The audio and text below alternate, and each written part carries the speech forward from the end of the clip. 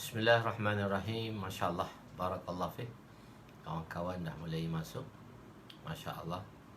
Hari ni kita ekstra untuk malam esok. So malam ni malam esok punya malam ni dibuat.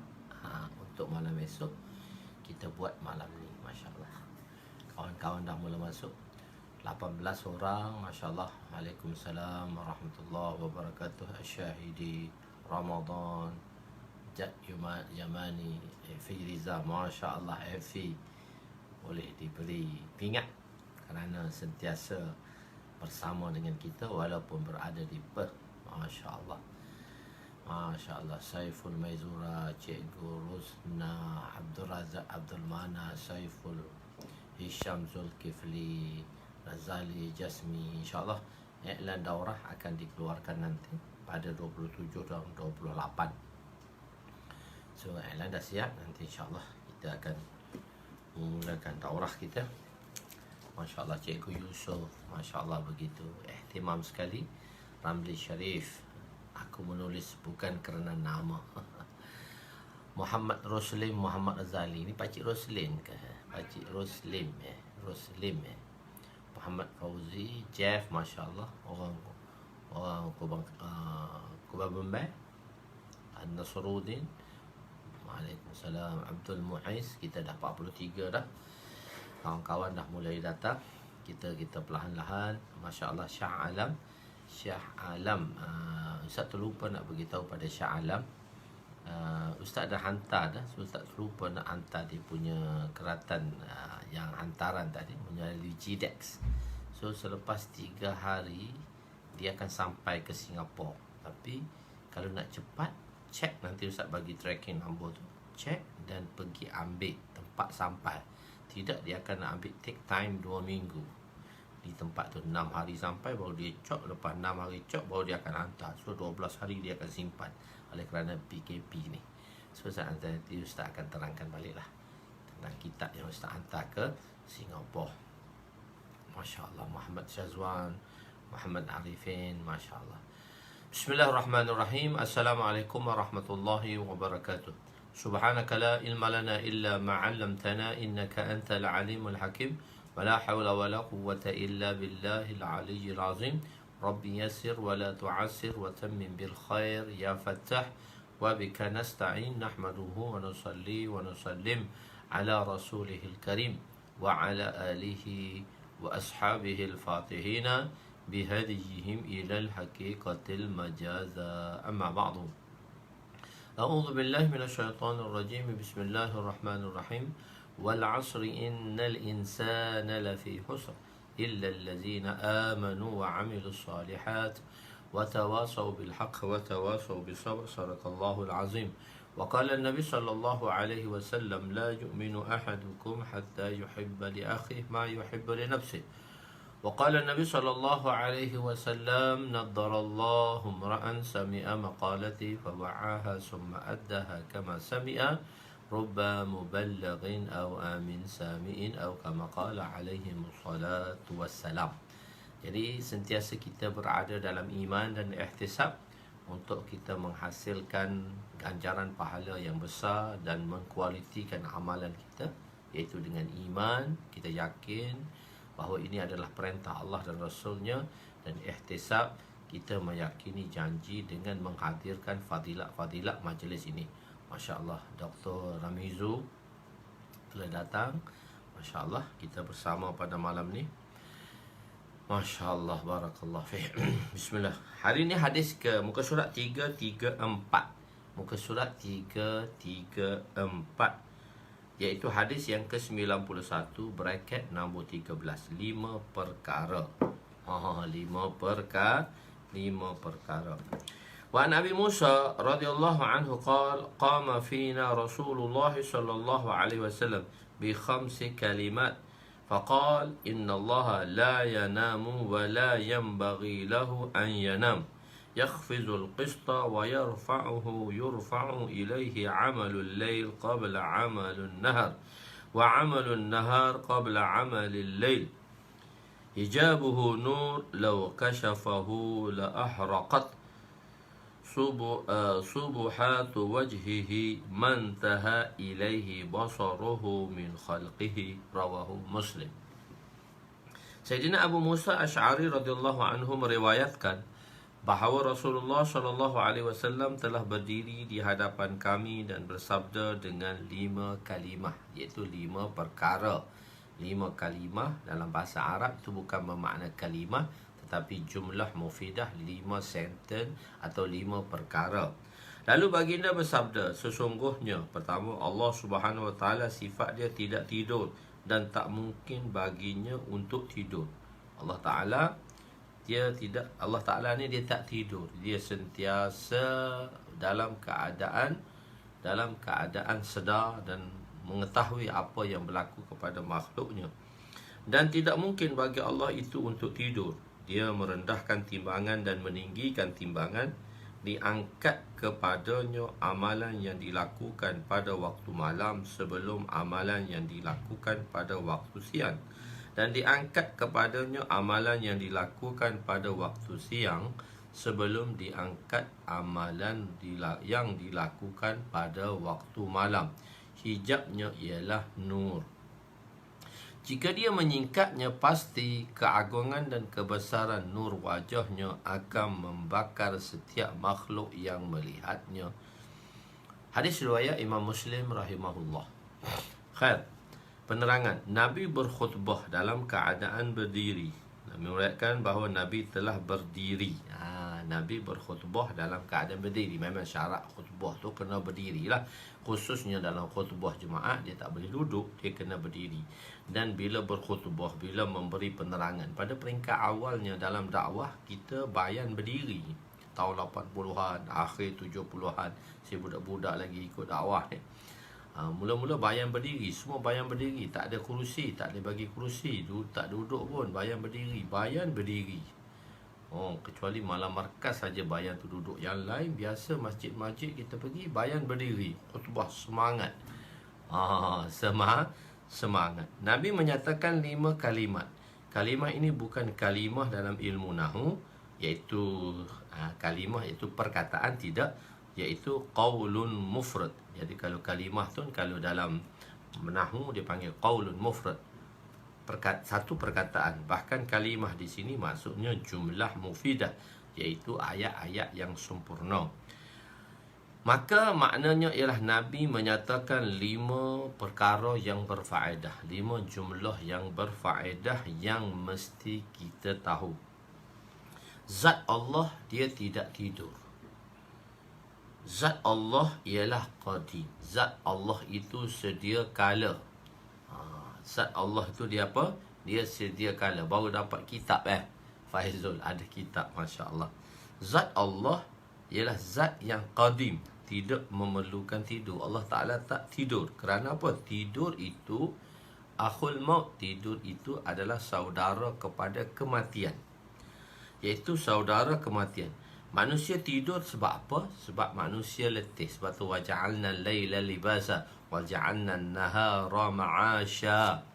Waja'alna al-laila libasa. Allah jadikan malam itu sebagai selimut, sebagai libas pakaian untuk kita rehat. Waja'alna an-nahara ma'asha.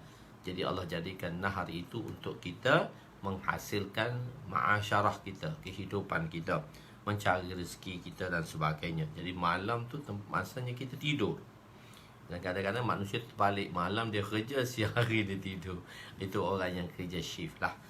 Begitu. Sedangkan Allah itu tak letih pun. Sebab apa kita tidur? Sebab kita letih. Jadi apabila kita letih, kita perlu rehat. Sekejap pun tak apa dah. Sekejap pun tak apa dah. Kalau kadang-kadang kita tidur satu kali terhingkut pun jadi dah. Jadilah. Sebab mengantuk. Sahabat kan dalam peperangan Badar terlalu mengantuk. Mengantuk menguasai mereka. Sedangkan musuh di hadapan. Maka sahabat tersenggut saja. Macam tu tersenggut. Maka segala keletihan dan kelesuan mereka hilang. Allah SWT telah hilangkan kelesuan dan keletihan sahabat-sahabat sewaktu di Uhud. Iaitu akhir. Jadi di sini ialah jika Allah tidur, maka seluruh ciptaan yang dicipta oleh Allah dan diatur oleh Allah akan hancurlah, sebab dia tidak dapat mengawal sepenuhnya. Oleh itu, sesungguhnya tidak layak bagi Allah zat yang tidur. La ta'khuzuhu sinatun wala naum. Tersengguk pun tak Allah Ta'ala, terhinggut pun tak. La ta'khuzuhu sinatun wala naum. Dia tersengguk, sinatun tu maksudnya tersengguk pun tak letih. Zat yang sentiasa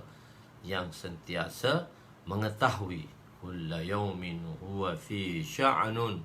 Kulla yaumin huwa fi sya'n. Setiap hari Allah itu dengan setiap dalam urusan pekerjaannya.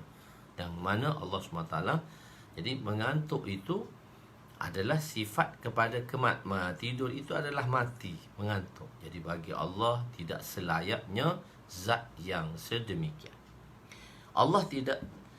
Jadi dialah, dan Allah Ta'ala juga yang kedua, Allah Ta'ala merendahkan timbangan. Dan timbangan neraca kan, dia terendahkan timbangan. Dan ada yang dia tinggikan timbangan. Bila sama rata timbangan dacing kan, sama rata, Allah yang merendahkan. Dan bila satu rendah, satu naik. Begitu. Bila satu naik, satu rendah. Begitu. Jadi timbangan. Jadi dialah yang merendahkan timbangan dan meninggikan timbangan. Maksud neraca itu ialah neraca pemberi rezeki. Neraca pemberi rezeki. Maksudnya neraca rezeki lah. Jika Allah kehendaki, maka Allah akan memberi rezeki yang lebih kepada seseorang.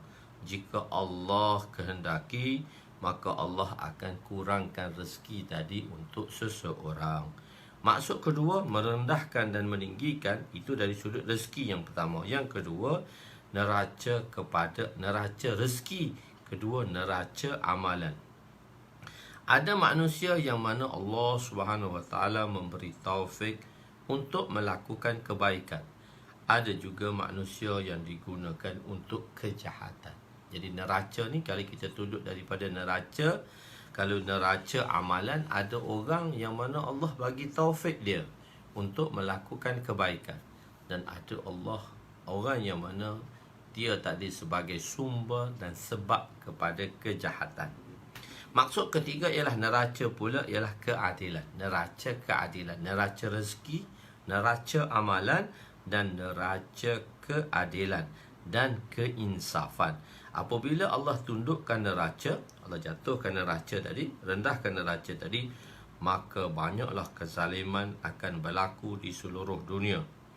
Dan bila sebaliknya Allah meninggikan neraca tadi, maka mengangkat neraca itu, maka seluruh dunia akan dipenuhi di dalam dengan keinsafan dan keadilan, sebagaimana firman Allah Ta'ala. Yang tafsir yang ketiga tadi, dia bertepatan dengan firman Allah Ta'ala. Yang lain diambil daripada pemahaman dari Quran dan hadis. Ini yang ketiga. Wa nadha'ul mawazinal qisti liyaumil qiyamah fala tuzlamu nafsun syai'a wa in kana misqala habbatin min khardalin ataina biha wa kafa bina hasibin. Al-Anbiya ayat 47. Dan ingatlah, kamilah yang akan mengadakan neraca timbangan yang adil, neraca timbangan keadilan, untuk menimbang amalan makhluk-makhluk. Dan neraca keadilan ni dia timbang, dia tak bohong pada hari kiamat. Maka tidak ada diri sesiapa yang teranyanya bila di dalam timbangan tadi. Tak ada orang makan dacing, tak ada, semua neraca keadilan.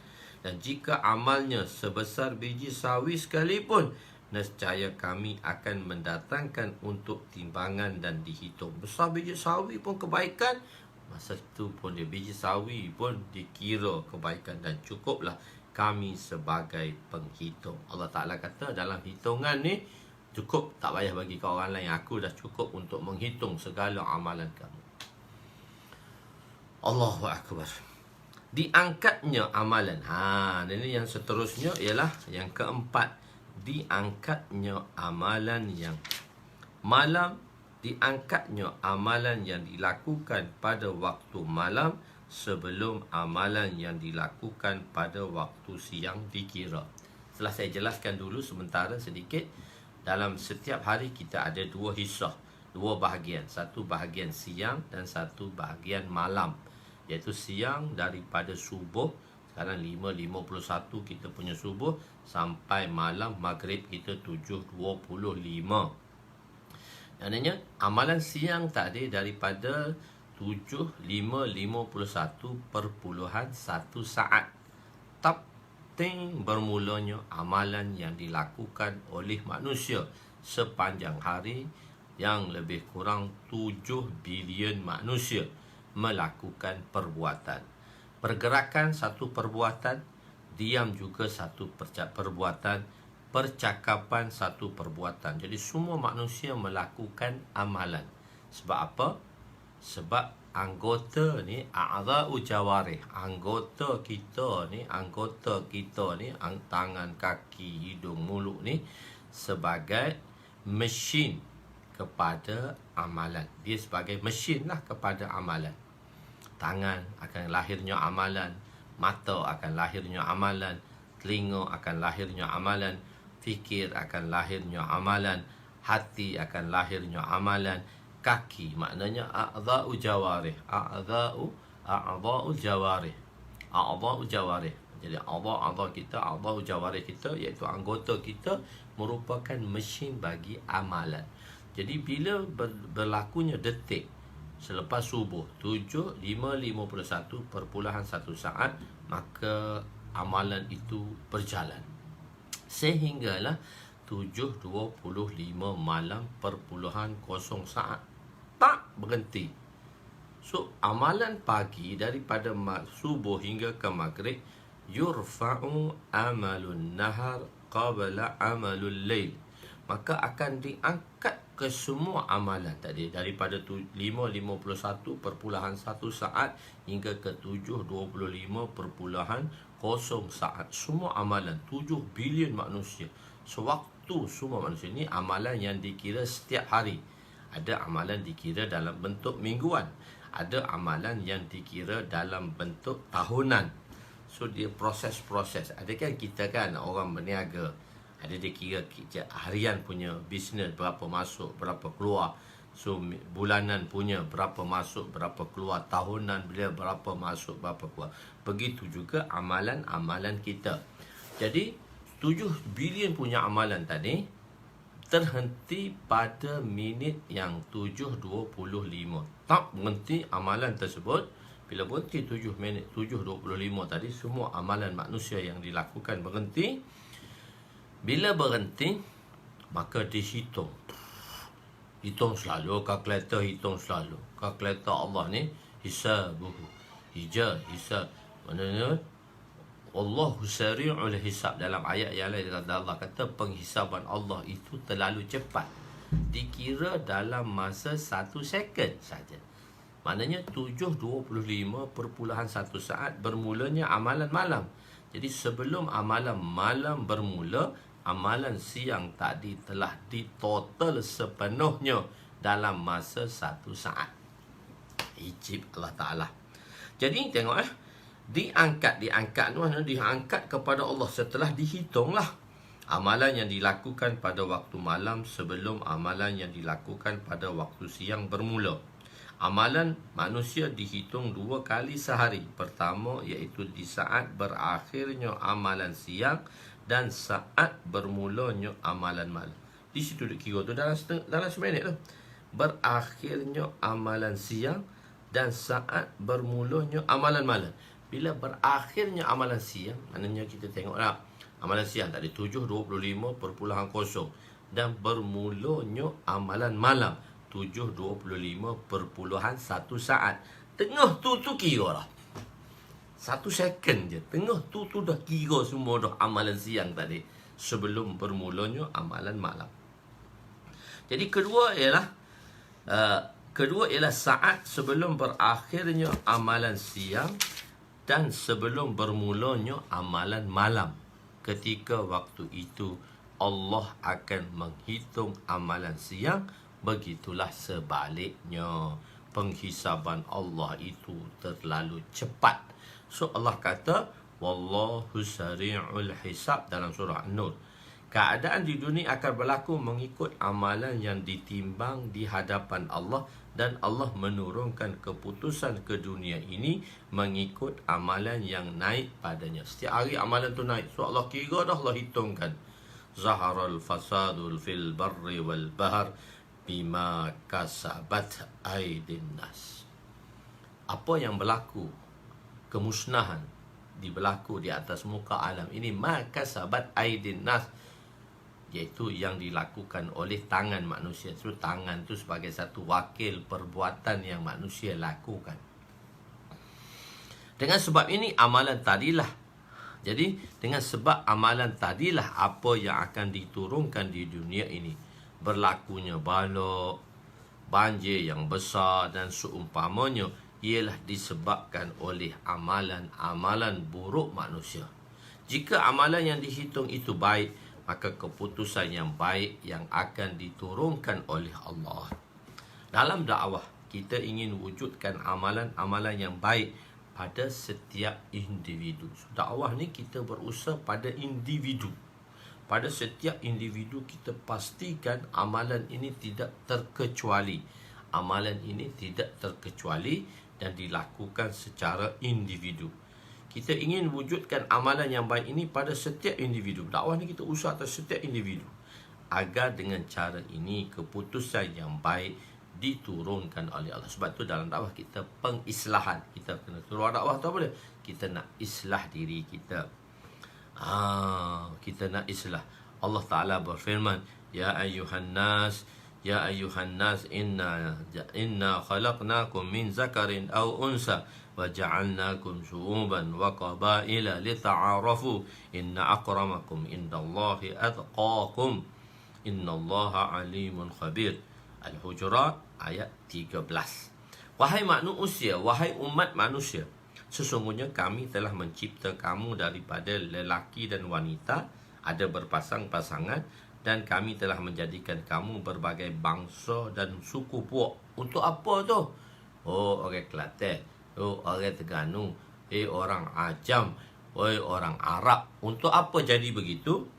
Lita'arafu, supaya kamu boleh berkenalan. Kami ni orang Malaysia, kami ni orang Indon, kami ni orang Jakarta, kami ni orang Kuala Lumpur, yang kami orang Kelantan yang duduk di Kuala Lumpur. So untuk apa? Lita'arafu, beramah mesra antara satu sama lain. Kalau dijumpa connecting dia tu, wah, Kelantan, oh Kelantan seronok lalu. Dia jumpa connecting dia, so dia akan menjumpa macam sesungguhnya. Tetapi semulia-mulia kamu di sisi Allah ialah orang yang paling takwa di kalangan kamu, bukan yang lebih dari sudut keturunan ataupun bangsa. Sesungguhnya Allah mengetahui, maha mengetahui lagi maha mendalam pengetahuannya akan keadaan kamu dan amalan kamu. Dan juga Allah SWT berfirman, law anna, bersibuk dengan amalan ni, law anna ahlal qura amanu wattaqaw lafatahna alaihim barakatim minas sama'i wal ard walakin kazzabu fa'akhaznahum bima kanu yaksibun. Dan Allah SWT berfirman lagi, sekiranya penduduk di negeri, so dikata penduduk di qura ni tempat negeri, masalah kampung, daerah, sama je, beriman serta bertakwa kepada Allah, tentulah kami akan membuka kepada mereka pintu pengurniaan yang melimpah-limpah berkatnya. Daripada mana? Minas sama, daripada langit sana. Buka keberkatan langit dan buka keberkatan bumi. Tetapi mereka mendustakan Rasul kami. Ada juga golongan yang mana mendustakan Nabi-Nabi. Lalu kami timpakan mereka dengan azab siksa yang disebabkan apa yang telah diusahakan oleh mereka. Jadi amalan ni Allah SWT akan hitung. Dan sebab itulah kita nak menyediakan amalan-amalan kebaikan, supaya dengan amalan kebaikan ini boleh mendatangkan rahmat dan mendatangkan kesejukan Allah, menarik kemurkaan Allah, menarik rahmat Allah. Allahu Akbar. Yang kelima, hijabuhu nur. Hijab Allah itu nur. Telah saya jelaskan dulu sedikit sebanyak. Dia ada dua kegelapan. Dia ada dua hijab. Satu hijab kegelapan, satu hijab yang cerah. Kenapa kita tak nampak? Sebab dua keadaan. Kerana terlalu gelap dan kerana terlalu cerah. Sebab dia gelap, sebab tu kita tak nampak. Sebab itu kita tak nampak, sebab dia cerah. Dan Allah kata untuk orang mukmin ni hijabnya nur. Hijabuhu nur. Bagi orang mukmin hijab dia nur. Hijab dia nur. Dan bagi orang-orang yang fasik dan kufar, hijabnya zulumat. Hijabnya kegelapan. Contoh dia. Kenapa tuan-tuan kunci? Satu kunci. Ini kunci. Kenapa kita tak nampak kunci? Kenapa tuan-tuan nampak tak kunci? Nampak kan? Kenapa kita tak nampak kunci? Sekarang dia dihijab. Dia ditutupi. Sebab tu kita kata berjilbab, berhijab. Wanita tadi dia berhijab. Sebab dia menutupkan dirinya. Dia gelapkan dirinya. So dia tak nampak. Ini dalam kegelapan lah. Dia panggil hijab. Satu lagi, kenapa kita tak nampak kunci ni? Cuba tuan-tuan letak tangan depan mata. So kunci tu tak dihijabkan. Cuma mata sahaja ditutupi. Maka sekarang, kenapa kita tak lihat? Kita tak nampak benda yang tak berhijab ni? Kerana mata kita dihijabi. Mata kita dihijabi. Jadi, oleh itu, maksudnya, satu kegelapan, dia diliputi dengan kegelapan. Satu, mata kita ditutupi. Walaupun benda itu tak digelapkan, tak dihijab, tapi mata kita dihijabi. Mata kita dihijabi. Jadi orang-orang mukmin, hijabnya itu nur, cahaya. Zat Allah, zat yang bercahaya. Zat yang begitu bercahaya. Dan kenapa kita tidak boleh? Dan kalau benda tu terlalu bercahaya, boleh kita lihat tak? Tak boleh lihat. Kita tak boleh lihat sesuatu benda yang bercahaya. Bila kita tengah bawa kereta, orang pakai lampu tinggi, high beam punya lampu tinggi, kita tengah bawa tu, wow. Bila kita dipancarkan cahaya lampu pula tu, warna putih pula kereta dia tu, lampu warna putih pula, dia pantau kan mata kita gelap, hilang, kelang kabut, tak nampak kereta apa depan, langgar apa saja yang ada. Sebab kegelapan. Jadi zat Allah, zat yang begitu nurani. Dan kita dah bahas dah, huwa nuraniyun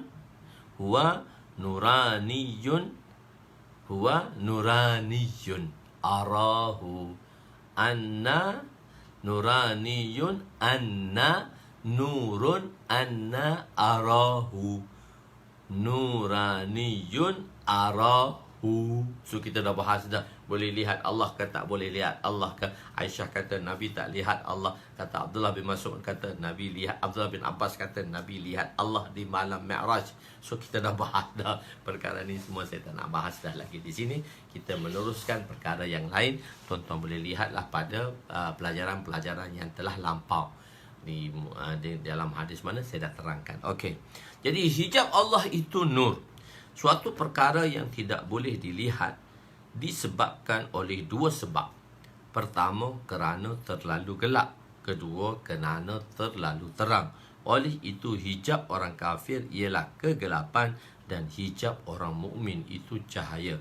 Mengapa kita tidak dapat melihat mahbub, yakni Allah Ta'ala kekasih? Kerana dia telah dihijabi. Wanita itu telah menghijabi dirinya. Satu lagi sebab kita tidak dapat melihat mahbub, dia tidak dihijabi, tapi mata kita dihijab, ditutup.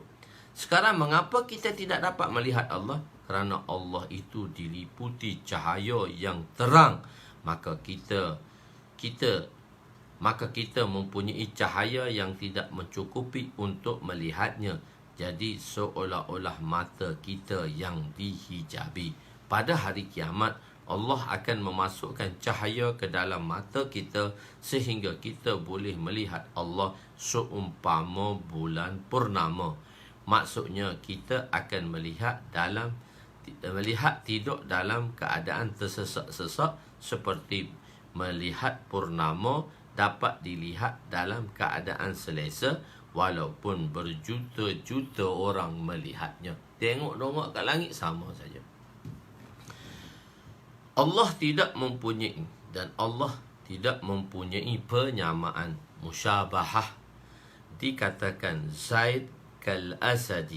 So tashbih, Zaid seperti singa kerana ada sifat Zaid dan singa. Kerana ada persamaan antara sifat Zaid dan singa, iaitu suja'ah, keberaniannya. Di dunia ini tidak ada yang dapat melihat Allah kerana Allah telah berfirman kepada Nabi Musa, qala lan tarani walakin anzur ila al-jabali fa in istaqarra makanahu fasawfa tarani. Dalam ayat ini juga telah kita jelaskan. Allah berfirman, jika engkau tidak sekali-kali sanggup melihatku, dan pandanglah kepada gunung itu, maka jika ia tetap berada di tempatnya, nescaya engkau akan melihat. Dia pancar tu di bukit tersinar. Habis 70 orang mati habis. Tengok cahaya tu mati habis. Tetap maksudnya kamu boleh tengok nur tu. Kamu hebat. Nabi Musa pun pengsan.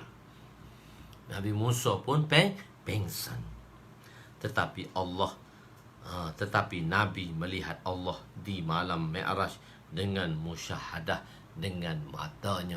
Ini riwayat yang diriwayatkan oleh Sayyidina Abdullah bin Abbas dalam tafsirnya, iaitu nuraniyun arahu, satu nur yang khusus yang mana aku melihatnya. Nurun anna arahu, ini nur.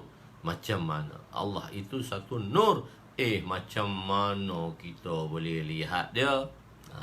Satu nur yang khusus.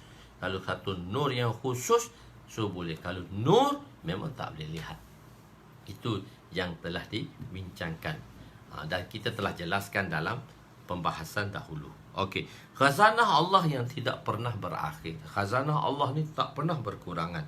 Wa an Abi Hurairah radhiyallahu anhu qala Rasul sallallahu alaihi wasallam, yadullah mal'an la yaghidhuha nafaqatun sahhaul laili wan nahar. أرأيتم ما أنفق مذ خلق السماوات والأرض فإنه لم يغد ما في يده وكان أرشه على الماء بيده الميزان يخفض ويرفع متفق عليه. وفي رواية للمسلم يمين الله ملآ. قال ابن نمير ملآن سهاء لا يغيضها شيء Laila wan nahar. Sayyidina Abu Hurairah radhiyallahu anhu telah meriwayatkan bahawa Rasulullah sallallahu alaihi wasallam telah bersabda, tangan Allah itu penuh. Ini kita terjemah lafzi. Kita terjemah lagi perbahasan dari sudut lafzi saja. Kita terjemah macam mana tulis tu kita terjemah. Dan sebab kita telah bagi tahu di dalam ayat-ayat mutasyabihat, perkara-perkara yang mutasyabihat, kita ada dua golongan, iaitu ulama-ulama mutakaddimin dan ulama-ulama mutaakhirin. Ulama-ulama mutakaddimin di dalam Ahlus Sunnah wal Jamaah memakai kaedah tafwid, iaitu memakai kaedah tafwid, bagaimana ditulis dalam lafaz itulah diterjemahkan. Maknanya wallahu a'lamu bimuradihi, hanya Allah Subhanahu wa taala yang mengetahui makna maksudnya. Itu terjemah mutakaddimin. Dia panggil dalam konsep tafwid, terjemah dari bentuk lafaz. Apa makna dia tu? Allah saja yang tahu, kita tak tahu apa.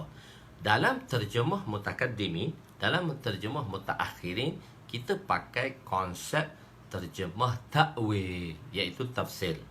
Dengan tafsir ada penerangan, iaitu ta'wil. Ta'wil dia apa dia? Tangan itu menunjukkan kudrat. Orang tu dalam tangan ayah aja, jangan risau anak anda. Semua orang kampung ni di tangan ayah. Kenapa? Maksudnya dalam kekuasaan dan genggamannya.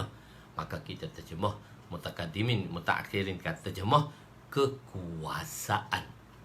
Cuma yang kita tengok dalam terjemah Ibnu Taimiyah, iaitu terjemah mereka daripada mazhab, iaitu mereka berfahaman aliran Wahabi, mereka menjisimkan daripada terjemah Ibnu Taimiyah. Ibnu Taimiyah kata begini, Allah Ta'ala tangan Allah Ta'ala tangan. Jadi Allah pun ada tangan, kita pun ada tangan. Cuma tangan Allah tak sama dengan tangan kita. Tangan Allah tak sama dengan tangan kita. Jadi tangan kita ada, tapi Allah pada tangan, tapi tak sama dengan tangan kita. Itu dia telah memujassimkan tangan tadi, menjisimkan zat tadi. Allah pun ada tangan. Moga Allah dia kata mukhalafatu ta'alil hawadis, persalahan Allah dengan sesuatu yang baru. So tangan Allah tak sama dengan tangan manusia. So bila kita mengatakan tangan, iaitu tabadur zihin insan. Bila sebut tangan, dia tahu dah, nampak dah. Iaitu nampak dah tangan. Iaitu tangan mesti ada jari, mesti ada tapak tangan, mesti ada lenggang dan siku.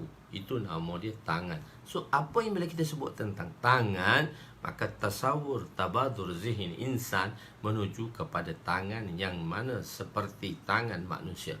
Maha suci Allah daripadanya. Sebab itu dalam konsep mutakaddimin, mereka menterjemahkan tafwid. Makna dia apa? Allah saja yang tahu, kita tak tahu. Jadi mutaakhirin menterjemahkan dalam bentuk ta'wil, ada pentafsirannya, iaitu menunjukkan kuasa dan kudratnya. Bukan tangan itu tak sama dengan tangan makhluk. So dia menjisimkan. Itu dalam bentuk menjisimkan. Maha suci Allah daripada qabul jihah. Allah Ta'ala tadi dia tidak berjisim.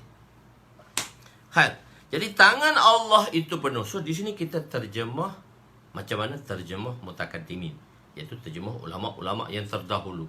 Terjemah mutakaddimin, tangan Allah itu penuh. Ia tidak kurang dengan apa. Bila penuh tak pernah kurang dengan apa pengurniaan. Jika Allah memberikannya, dia tak pernah kurang. Mencurah-curah pemberian itu pada waktu malam dan siang. Adakah kamu melihat apa yang Allah kurniakan? Tengok, bila kita lihat apa yang Allah kurniakan semenjak dia mencipta langit dan bumi, sesungguhnya tidak kurang apa yang ada di dalam khazanahnya. Khazanah Allah ni, wa in min syai'in, itu ayat di bawah tu. Wa in min syai'in illa indana khazainuhu wa ma nunazziluhu illa biqadarin ma'lum. So kita terjemah dululah. So baru kita akan buat penerangan di bawah tu tentang sedikit sahaja. Okey, sesungguhnya tidak kurang apa yang ada di dalam khazanahnya, dan arasnya itu berada di atas air, dan di tangannya neraca yang dia rendahkan dan dia tinggikan. Itu terjemah lafzi dalam bentuk mutakaddimin. Dalam riwayat Imam Muslim rahmatullah alaih, tangan kanan Allah itu penuh. So Allah tak ada tangan kiri ke? Macam mana terjemah? Allah saja yang tahu. Berkata Imam Ibnu Numair rahmatullah alaih, penuh lagi mencurah dan tidak ada sesuatu yang dapat mengurangkannya walaupun siang malam dibahagikan. Yang akan berlaku apa-apa yang akan berlaku sehingga bila-bila. Hadis riwayat Imam Tirmizi, bila mengatakan hadis ini isnadnya gharib, iaitu sanadnya salah satu daripada rawi satu zaman ialah seorang sahaja. Tangan Allah itu penuh. Apa maksudnya? Mutakaddimin menyerahkan maknanya kepada Allah, hanya Allah mengetahui, dan mutaakhirin mentakwilkannya di sini atas dasar khazanah. Sebab apa?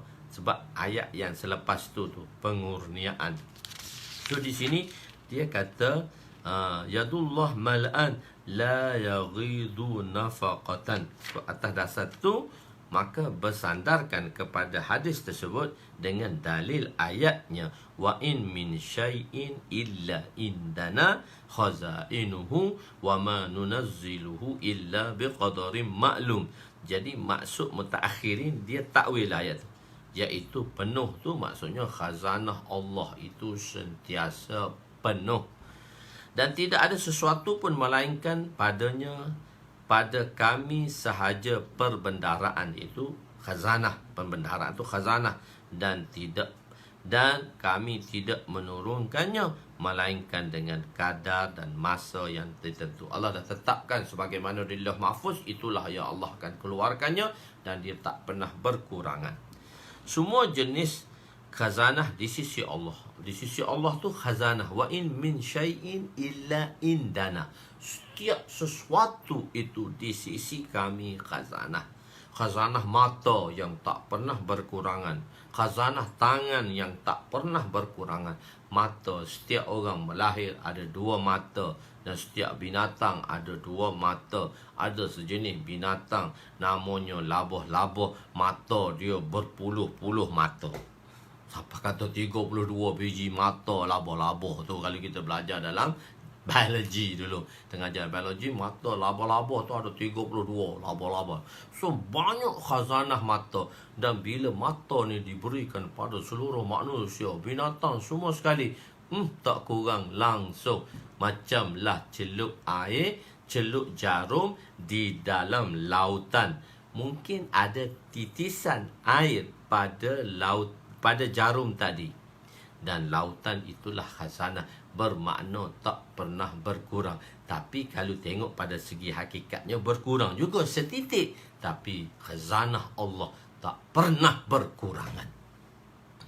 Sebab tu kalau nak minta, jangan minta dengan siapa, minta dengan Allah. Iza sa'alta fas'alillah, iza sta'anta fasta'in billah. Iza sa'alta, Nabi kata, bila nak minta, jangan minta dengan orang lain. Minta dengan siapa? Iza sa'alta fas'alillah, maka mintalah dengan Allah. Iza sta'anta, bila memohon perlindungan, fasta'in billah, mintalah dengan Allah. Wa'lam annal ummata law ijtama'u an yanfa'uka bi syai' lam yanfa'uka illa bi syai' qad qadara Allahu lak. Law ijtama'at an yadurruka bi syai' lam yadurruka illa bi syai' qad qadara Allahu lak. Rafi'atul aklam wa juffatus suf.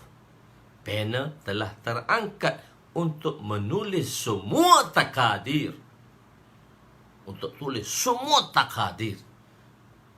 Rafi'atul aklam wa juffatus suf. Maka helaian-helaian yang ditulisnya takadir tadi, Lauh Mahfuz tadi, telah kering dengan apa yang telah ditetapkan oleh Allah Subhanahu wa ta'ala. Allahu Akbar. Semua jenis khazanah. Jadi mengalir, tetapi khazanah Allah itu mengalir siang dan malam, tetapi khazanahnya tidak pernah berkurang. Kalau kita celup air dengan tangan kita tu, mungkin kita boleh gambarkan air laut tu dah berkurang setitik, tetapi bagi Allah tak ada kurang langsung pun. Semenjak Allah menjadikan bumi dan langit, sebanyak mana telah diinfakkan, telah diberikan, akan tetapi tidak pernah berkurangan pun di sisi Allah. Di khazanah Allah tak kurang. Sebab tu kena minta dengan Allah, jangan minta dengan orang lain. Kena minta dengan Allah, jangan minta dengan orang lain. Sebab orang lain tu, sebab apa dia tak nak bagi kat kita? Sebab dia pun berhajat, dia pun nak berhajat. Allah itu as-samad, tak pernah berhajat. Jadi orang yang zat yang tak pernah berhajat dengan siapa, bahkan dialah yang menunaikan hajat kita, dan dialah yang memberi segala hajat kita, dan dialah yang menyelesaikan segala hajat kita, kita tak minta dengan dia. Rugi. Manusia tu rugi. Minta dengan Allah, kita boleh minta dengan manusia, yang manusia itu menjanji dan menaburkan janji yang tak pernah ditunaikan akan janji tadi. Tapi Allah pasti menunaikan janjinya. Allah pasti menunaikan janjinya. Bila kita doa, ud'uni astajib lakum. Mu doa dengan aku terima. Kecuali mu kata kat aku, mu beritahu aku, Allah ni tak bagi dah kat kita. So kamu sangka buruk dengan aku, sebab tu aku tak bagi dengan kamu. So Allah bagi pada kita. Allahu Akbar. Di sisi Allah ada neraca-neraca. Ada neraca rezeki, ada neraca kebaikan dan neraca keadilan dan keinsafan. Tangan Allah keduanya kanan. Dalam riwayat Imam Muslim, dalam riwayat Imam Muslim, wa fi riwayat Muslim, yaminullah mal'an. Tangan Allah tu kanan. Dan tidak dapat difahami insan kerana bersalahan Allah dengan sesuatu yang baru. Macam mana? Kita tak tahu apa, Allah saja yang tahu. Dalam riwayat Imam Muslim, perkataan mal'an sirah mu'annas kerana yamin ialah anggota yang berpasangan. Di dalam bahasa Arab, dia dinamakan mu'annas ghair hakiki. Sebab anggota berpasangan ni di badan kita, telinga, tangan, kaki, yang berpasangan, mata, dia panggil mu'annas ghair hakiki. Dan mu'annas itu, sebab itulah dia bentuk dalam ayat mu'annas. Dia ada ism tu, ayat tu ada muzakkar dan mu'annas. Ism tu ada muzakkar, ada ism mu'annas, ism muzakkar. So semua ism yang mana berpasangan, nama yang berpasangan pada anggota kita dipanggil mu'annas ghair hakiki.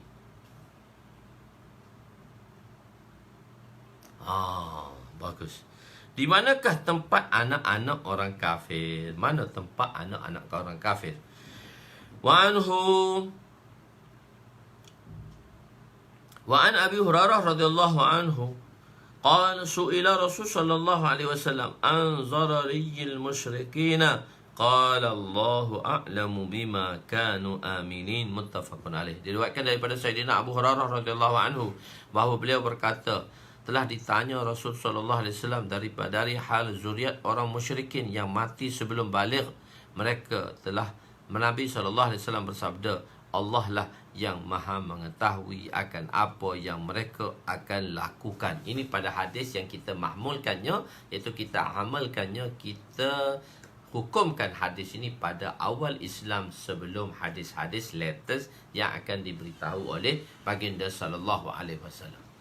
Khair. Dalam hadis ini, Nabi telah menzahirkan ketiadaan ilmu baginda mengenai perkara ini. Daripada hadis ini juga tawakuf, yakni tidak diketahui keadaan mereka, akan tetapi dalam hadis yang lain, ulama berpendapat bahawa mereka akan ke syurga, anak-anak orang kafir tadi. Ini adalah kerana anak orang kafir apabila mati sebelum baligh, mereka akan masuk syurga atas dasar apa dia? Atas dasar fitrah, iaitu yang bermakna Islam. Okey. Pada zahirnya hadis ini ada percanggahan dengan hadis yang mensabitkan mereka dimasukkan ke dalam neraka. Maka kita hukumkan hadis ini pada awal Islam. Pada awal Islam kita hukumkan hadis ini. Fasal kedua, hadis-hadis selain daripada Bukhari dan Muslim. Allah Ta'ala telah tetapkan takdir daripada awal hingga akhir. Panjang perbahasan ni. Walaupun saya tulis pendek, sebenarnya perbahasannya agak panjang. Tak apa, kita jalan saja. Setakat mana kita boleh, kita jalan. Wa an Ubadah bin Samit radhiyallahu anhu qala Rasul sallallahu alaihi wasallam, inna awwala ma khalaqallahu al-kalama qala lahu uktub qala ma aktubu qala uktubil qadara fakataba ma kana wa ma huwa qa'in ila al-abad. Rawahu Tirmizi wa qala hadza haditsun gharibun isnadan. Sayyidina Ubadah bin Samit radhiyallahu anhu berkata bahawa aku mendengar Rasulullah sallallahu alaihi wasallam bersabda, sesungguhnya makhluk pertama yang Allah cipta ialah qalam. Lalu Allah berfirman, tulislah. Qalam, tulis. Maka qalam berkata, ya Allah, apakah yang akan aku tulis? Aku nak tulis apa? Allah SWT berfirman, tulislah qadar, tulislah ketetapan. Qadar tadi secara ringkas, secara kasar. Qadar dan qada adalah secara terperinci. tulislah qadar. Apa yang telah berlaku dan apa yang telah berlaku dan apa yang akan berlaku hingga selama-lamanya. Apa yang telah berlaku. So, begini. Bila kita nak terangkan kepada seseorang, maka kita akan terangkan mengikut kefahaman orang yang berada di hadapan kita, ataupun mengikut situation orang, ataupun kita punya audience kat depan kita. So, kita terangkan macam mana label dia. So, kita terang mengikut label dia lah. Begitu. Jadi, kita terang mengikut label dia. Jadi, bagi kita ada masa telah lepas, masa akan datang, dan masa yang sedang berlaku. Sebab tu Allah terangkan sedemikian. Oh, cikgu first time datang, beli buku banyak dah tu. So first time datang. Cikgu juga. Cikgu kena, insyaAllah mungkin cikgu dah datang, tapi first time saya tengok nama cikgu datang. Dah beli buku lama dah. Ni kita dah banyak dah cikgu. Dan habis jilid 1 dah. Okey, khair. Jadi, maklumlah di sini, dalam riwayat, maklumlah daripada riwayat yang lain, dicipta bahawa Allah mencipta arash dahulu. Mula-mula arash dulu. Dalam riwayat ni kata kalam pula dahulu. Dalam mula-mula Nur Muhammad. Selepas tu Allah mencipta air. Selepas cipta air, Allah cipta arash dia. Begitu. Mengikut ciptaan tadi. Di sini kenapa Allah cipta kalam? Kata kalam pula dulu. Pening kepala nak faham. Dan ada menyatakan Allah mencipta Roh Muhammad. Dan ini ialah dari sudut insaniyah. Nabi ialah makhluk yang pertama dicipta. Dan dari sudut ba'asiyah, Nabi ialah pengutusan terakhir. Nabi dicipta mula-mula, tapi Nabi diutus akhir dari sudut. So kita ada item dia. Laulal i'tibarat la batalatil hikmah. Jika tidak ada sudut pandangan yang berbeza, maka terbatallah hikmahnya. Jadi sudut mana kita kata kalam itu ditulis. Kalam mula-mula dicipta. Begitu. Nabi SAW, Nabi Muhammad SAW, Nabi yang terakhir dari sudut pengutusan, tapi dari sudut penciptaan Nabi mula-mula. Itu dia ada sudut-sudutnya yang berbeza. Baginda ialah Nabi yang terakhir. Kemudian Allah mencipta air. Lepas tu Allah mencipta udara. Kemudian arash. Zahirnya terdapat percanggahan. Tetapi setiap satu itu boleh menjadi awal, dinisbahkan, dibandingkan dengan selepasnya. Tengok. Nombor 1, dia adalah yang pertama. Nombor 2 ialah lebih awal daripada bandingkan dengan nombor 3. Nombor 4 dia lebih awal juga dibandingkan dengan nombor 5. Tetapi nombor 4 dia lewat dibandingkan dengan nombor 1, nombor 3, nombor 2 dan nombor 1. Tapi nombor 4 dia dikatakan lebih awal daripada nombor 5 dan 6. Begitu juga nombor 9, dia lebih awal daripada nombor 10. Tapi nombor 9 dia datang selepas nombor 8. Sudut kanan kiri dia. Sebab tu kita panggil dia top 10. 10 yang terawal. 10 terawal. Maksudnya kalau kita hitung 10 lah, kita kata top 5. Bila kita hitung 1 hingga 5, kita kata top 3. Bila kita hitung 1 sampai 3. Top juga. Top tu di atas lah. Tapi top 3. Dia top 3 tu top 10. Nombor 10 top juga. Awal juga. Tapi awal top 10 lah. Dibandingkan dengan ke-10. Top 5. Dia dalam top 5. 5 tu top juga. Top 5. 5 teratas. 5 teratas. 3 teratas ke? Tidakkah 1 teratas 2 yang teratas Tak, 5 teratas. Dia dibandingkan yang selepasnya tadi. 6 dan 7. 5 tu juga teratas, terawal lah dibandingkan dengan sebelumnya. Okey, jadi mudah. 1 awal dinisbahkan dengan nombor 2 dan nombor 3 awal bila dinisbahkan dengan nombor 4. Sebab itu dikatakan 10 terawal. Yakni qalam ialah terawal daripada benda-benda lain. Jadi qalam ni dia kata mula-mula dicipta, dia di antara yang terawal.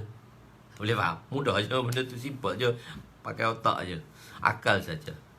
Jadi yakni qalam ialah terawal daripada benda lain. Awal ini dipanggil awal idhafi atau dan ada juga awal hakiki. Dipanggil ibtida hakiki dan ibtida idhafi. Ini mantik membezakan kita. Dia Bismillahirrahmanirrahim. Alhamdulillahi Rabbil Alamin. Jadi Nabi kata kullu zibalin lam yabda' bi bismillah fahuwa akhta. Kullu zibalin lam yabda' bi bismillah. Jadi setiap pekerjaan mestilah dimulakan dengan bismillah, dan setiap pekerjaan mesti dimulakan dengan alhamdulillah. Adakah alhamdulillah itu bismillah selepas alhamdulillah? Maka dikatakan bismillah itu ibtida' hakiki, permulaan secara hakikat, dan alhamdu juga dipanggil ibtida' idhafi.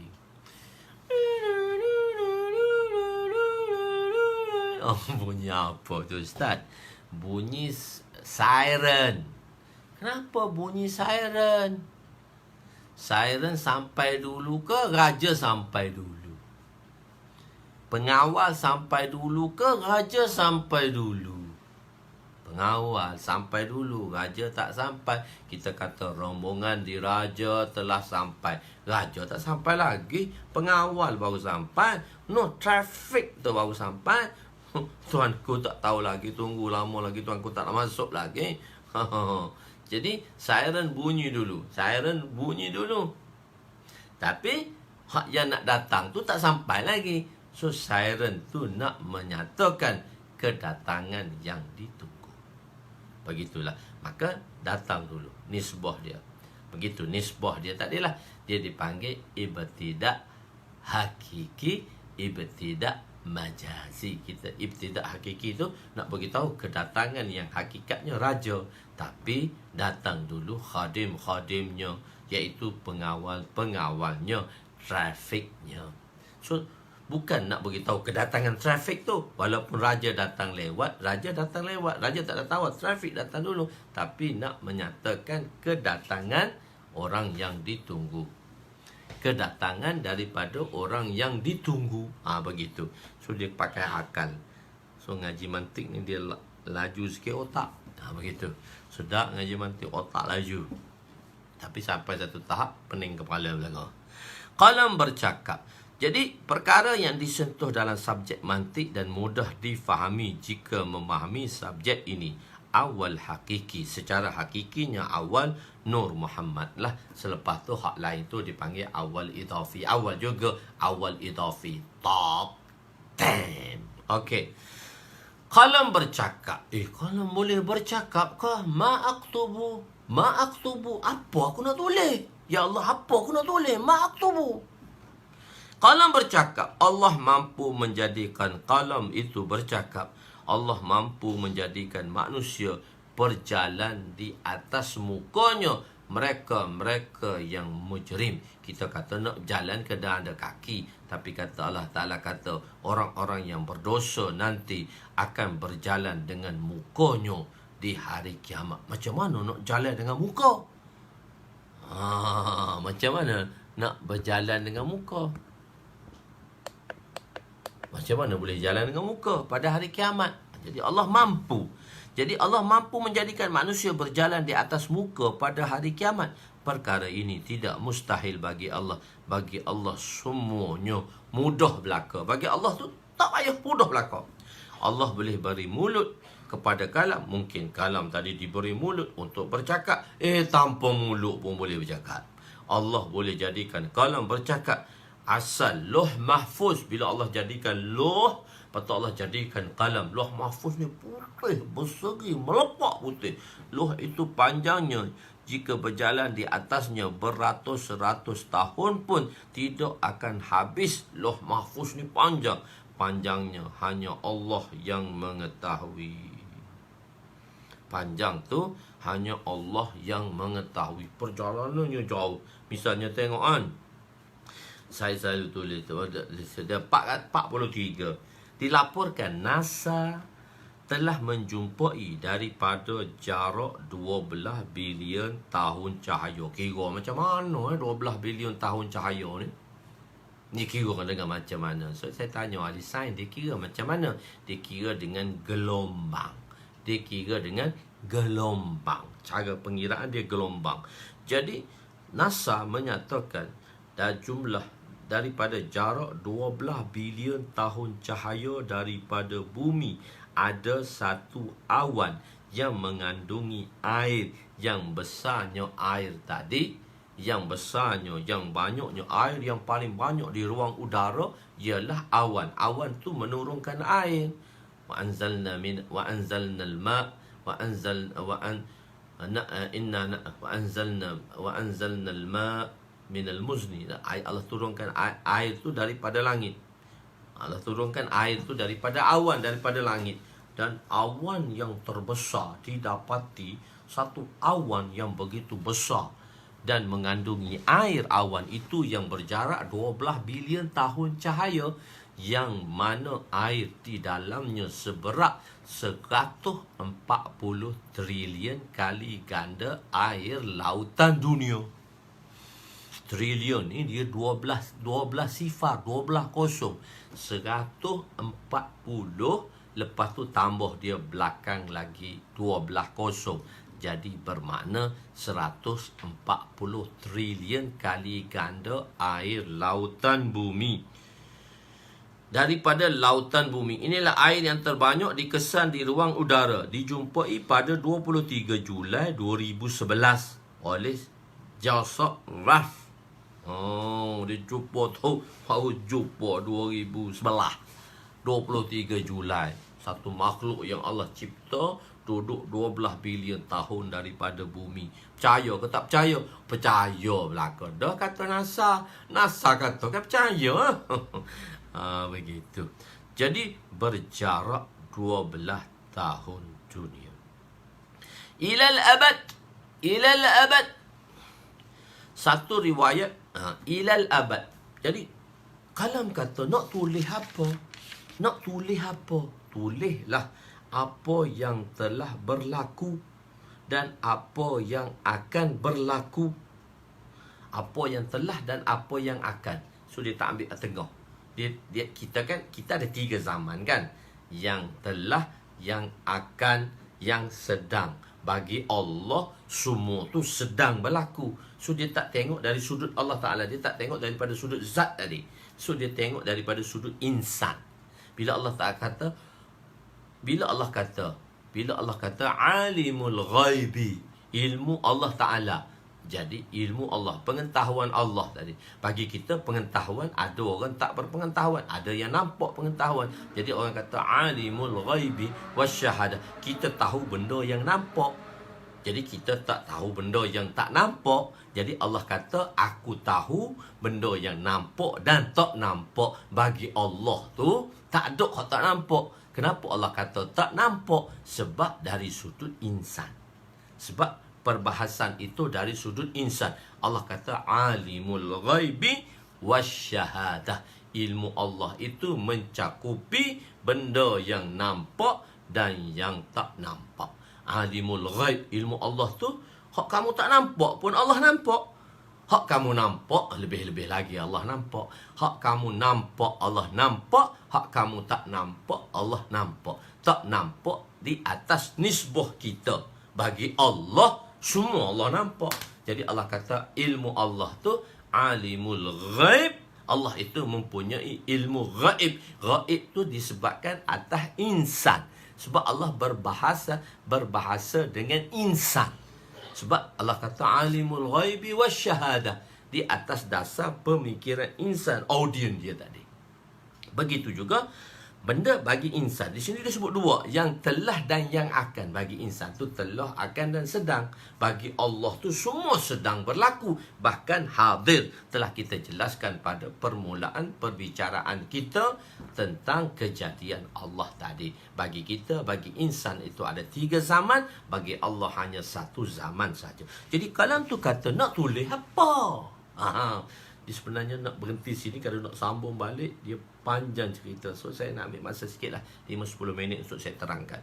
Jadi di sini ialah bila nak berhenti, dia nak sambung balik, dia payah panjang. Saya ingat saya nak berhenti 10.30, tapi dia kena sambung panjang, dia jadi panjang pula cerita, jadi susah pula. So nak masuk balik, nak tarik semula tuan-tuan, nak tarik tuan-tuan dalam majlis ni susah.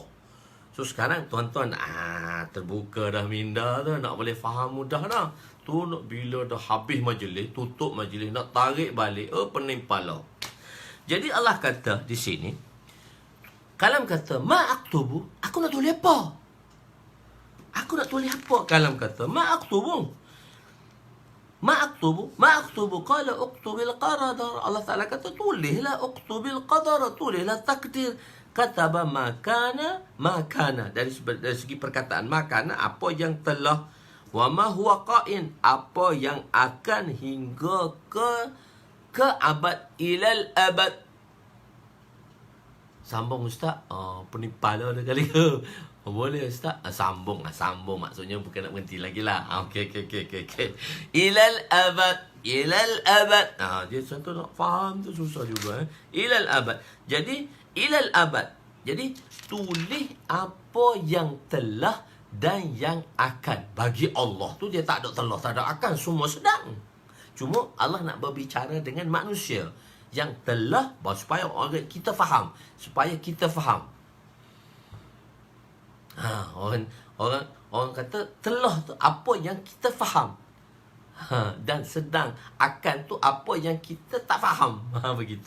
Jadi di sini Allah SWT kata tulis. Tadi tulis ilal abad, tulis sampai bila-bila. Jadi bila-bila tak ada penghujung pula. Ilal abad, infinite. Ilal abad ni kalau kita terjemah infinity. Infinity tak ada kesudahan. Bila berjumpa tangent kan, cos, sin, cos, tangent. Tangent tu dia infinity. Bila infinity, ilal abad, tak jumpa cari, tak ada penghujung dia. Gitu. Hadis tu tak ada penghujung dia. So ilal abad. So orang ngaji sains dia mudah faham tangent tu, cos, tangent tu dia garis dia. So garis dia dengan garis tu panjang. Dia panjang gitu. So mana dia berjumpa? Infinity, ilal abad. Ilal abad. Okey. Yang pening tu tak apa, kena dengar tu. Jadi ilal abad, satu riwayat kata abad memberi makna hingga hari kiamat.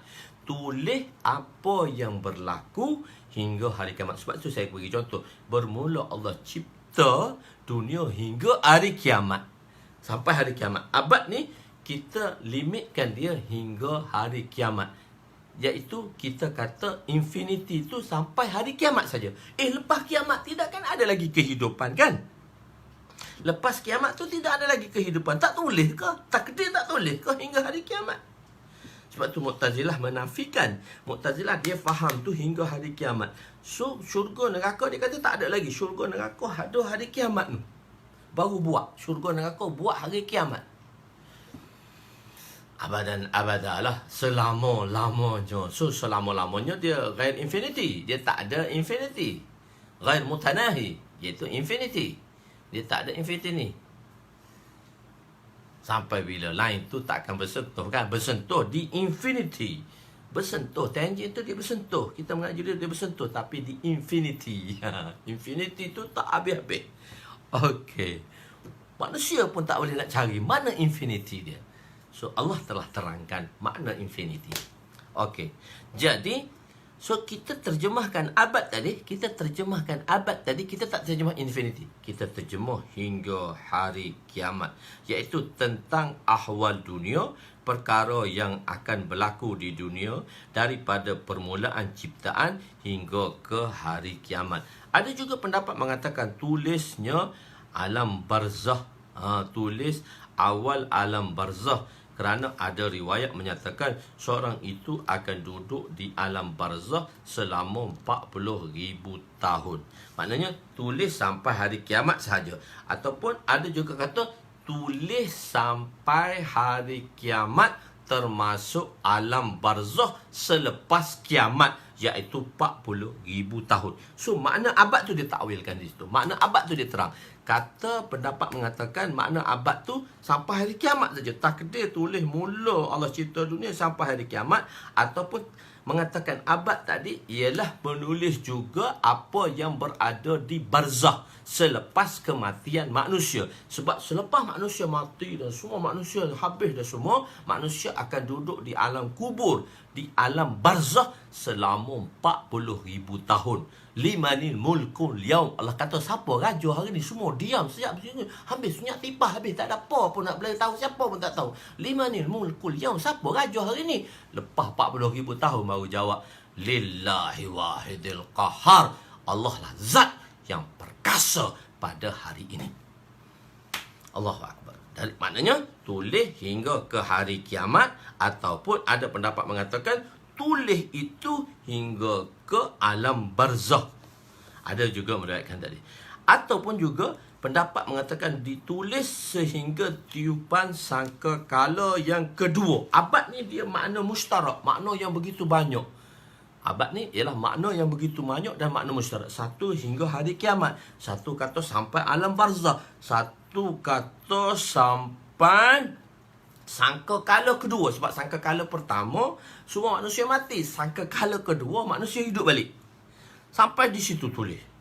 Kedua, ada juga mengatakan abad itu ialah semua ditulis hingga ke peristiwa di Sirat, melintas Sirat di padang mahsyar. Lepas padang mahsyar bangkit balik. Lepas bangkit balik di padang mahsyar 50,000 tahun.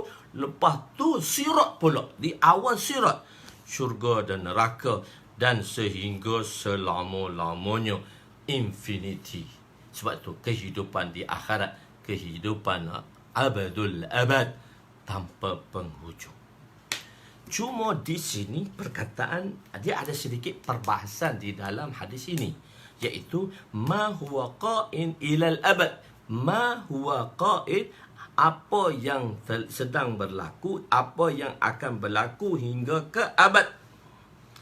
Ma huwa qa'in memberi makna mustaqbal, akan datang. Akan tetapi apabila perkataan kataba finish, telah ditulis. Telah ditulis maksud dia selesai. Kata tak habis-habis. Menimpalah ayat ni. Sebab bila perkataan kataba, yaktubu sedang menulis, tak selesai. Tapi ayat hadis ni kata kataba, telah tulis. Telah tulis macam mana? Tak habis-habis. Bila kata telah tulis, maksudnya benda tu sudah finish. Full stop. Ada noktah, ada full stop. Maknanya bila perkataan kataba, bila perkataan kataba diucap, maknanya dia tu fi'il madhi. Maknanya dia telah ditulis. Ayat tu telah ada full stop. Tapi kita kata tak boleh sampai bila-bila, tak ada full stop. Itu perbezaan dari segi lafaznya, nak faham tadi. Jadi kataba maknanya telah tulis. Telah tulis. Maka di sini timbul persoalan pertentangan daripada mustaqbal akan datang dan madhi telah lepas. Manusia dan jin akan terus kekal dan baki semua makhluk akan fana, kerana insan dan jinlah yang akan mendiami syurga dan neraka, dan ahwal kedua-duanya tidak akan berkesudahan. Maknanya sudah tu bagi makhluk lain. Sudah tulis tu untuk makhluk lain. Tapi kalau makhluk insan dan jin, sebab apa Allah jadikan wa ma khalaqtul jinna wal insa illa liya'budun? Sebab jin dan insan lah yang akan sebab insan itulah yang akan mendiami syurga dan neraka yang mana tiada penghujungnya. Kehidupan yang abadul abad, kehidupan yang tiada penghujung. Sebabnya tulis tu untuk makhluk lain. Sudah tulis tu untuk makhluk lain, bukan makhluk insan dan jin. Insan itu abadi, tetapi tidak azali. Insan tu abadi. Kita ni abadi. Kita ni bukan azali. Azali ni maksudnya sedia kala. Abadi ni Allah Ta'ala tu azali dan abadi. Allah tu azali, sedia kala dan abadi. Kekal selamanya. Insan itu dia baru tetapi abadi. So dia tak mati dah. Abadi ni maksud dia tak mati dah. Bila balik hari kiamat tak mati dah. Sebab tu dia abadi. Kehidupan abadi. Sebab tu kita panggil kehidupan abadi. Kehidupan yang tiada penghujung. Walaupun insan ni baru, tapi kehidupan dia kehidupan abadi. Kehidupan abadi. Cuma dia muntakil daripada alam, daripada arwah, bagi rahim dunia, masuk kubur, lepas tu syurga, neraka, lepas tu dia abadi. Insan ialah abadi, tetapi tidak azali kerana ada permulaannya. Dan intikal, perpindahan daripada satu alam ke satu alam, tiada kesudahan. Intikal, perpindahan insan daripada alam roh kepada alam rahim, daripada alam rahim ke dunia, daripada dunia ke kubur, daripada kubur ke mahsyar, seterusnya syurga dan neraka. Dan keadaan ahwal tu, keadaan syurga dan neraka, tiada kesudahannya. Maknanya, manakala perkataan kataba menunjukkan dia telah ditulis, faragha anil fa'il, mana benda tu dah selesai, maka timbul pertentangan. Jawabnya, qalam menulis. Jadi kita jawab apa dia? Qalam menulis secara ijmali, tidak secara terperinci. Qalam tu tulis bukan terperinci, cuma dalam bentuk ringkas dan ijmali. Seumpama penerangan 6 tadi, maknanya dia tak tulis sudah tulis secara ijmali, tak tulis secara tafsili. Sudah tulis tu, kita katabah tu sudah secara ijmali, sudah secara kasar, tak sudah lagi secara terperinci. Sudah dah? Cepatnya kamu. Sudah dah. Cara kasar sudah dah, tapi kalau cara halus tak sudah lagi. Cara kasar, cara halus. Maksudnya tulis tu faragha anil fa'il, maksudnya cara kasar dah tulis dah. Cuma hak halus terperinci tu tak tulis. Jadi tak selesai lagi ya. Sebab tu kata abadi. Boleh faham? Wallahu a'lam. Moga Allah fahamkan tuan-tuan dan saya. Jadi maksudnya tulis tu faragha tu secara ijmali, selesai. Tapi secara terperinci tak sudah lagi. Benda terperinci tak selesai. Selesai dah. Sudah dah sikit-sikit ustaz. Cara kasar-kasar tu sudah dah, tapi cara halus tak siap lagi. Begitulah maksudnya abadi tadi, dan begitulah maksudnya kataba. Kataba tu telah tulis secara kasar, tetapi tidak secara detail. Tetapi tafsirnya akan menjadi panjang. Dalam riwayat Durrul Mansur daripada Sayyidina Ibn Abbas meriwayatkan hingga hari kiamat. Kata abad tu sehingga hari kiamat sahajalah. An Abdullah bin Abbas radhiyallahu anhu anna awwala shay'in khalaqallahu al-qalama qala lahu uktub ma qala rabbu ma huwa aktubu qala aktubil qadara fajara min zalika al-yawm ma huwa qa'in ila an taquma as-sa'ah. Ilal abad, dia bawa antaku masaah, tulis secara kasar hingga hari kiamat, tak tulis secara detail. Summa tawal qutub wa irtafa'al kalam, dalam riwayat lain ila yaumil qiyamah. Maka ilal abad itu maknanya sehingga zaman yang panjang. Summa tawa, panjang dia tu, tambah panjang, iaitu di situ ada tafsirnya. Jika maksudnya ilal abad juga, maka maksudnya secara tafsili ijmali telah selesai ditulis, tetapi tafsili masih terus ditulis dan ditulis yang tiada penghujungnya. Derita selama-lamanya, abadan, dan bahagia selama-lamanya. Jadi katabah tu atas dasar ijmali, bukan dasar tafsili. Maka selesailah perbahasannya. Wallahu a'lam. Aku qouli hadza, astaghfirullahal azim li wa li walidayya wa li jami'il muslimin wal muslimat wa lil mu'minina wal mu'minat wal mu'minina wal mu'minat minhum ahwat bi rahmatika ya arhamar rahimin ya awwalal awwalin wa ya akhiral akhirin wa ya dzul quwwatil matin wa ya rahimal masakin wa ya arhamar rahimin. Allahumma ighfir lana dhunubana wa wasi' lana khalaqana wa tajib lana kasabana wa kanni'na bima razaqtana wa la tuzhib talamana ila syai'in sarraftahu anna wa sallallahu ala sayyidina Muhammadin wa ala alihi wa sahbihi ajma'in walhamdulillahi rabbil alamin. InsyaAllah kita berjumpa lagi pada hari Jumaat pagi. Esok Khamis tak ada pembelajaran malamnya sebab saya dah sambung kepada malam ini. So kita jumpa pagi Jumaat insya-Allah.